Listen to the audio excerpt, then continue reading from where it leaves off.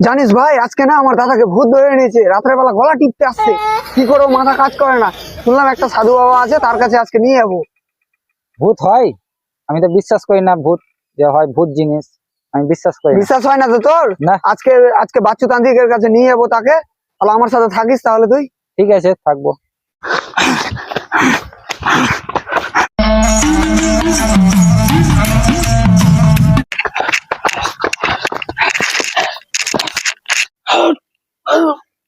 বাবা, আমার দাদাকে ভূত ধরে নিয়েছে, দেখো তো একটু।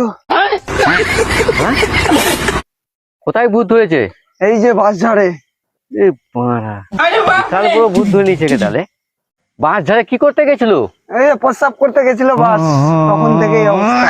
দেখছি এবার ওকে, আমি এর ব্যবস্থা আমি করতে জানি। Being being being being being.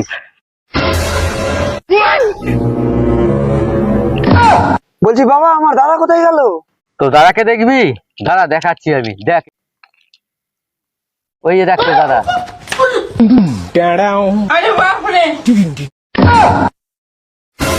শালা ভূতকে দেখে ভয় ভেলানো, ভূতকে দেখে এতই ভয়।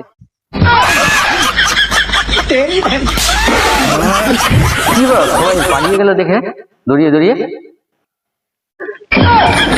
শালা, আমার কোলে ভূত বসে আছে মানে?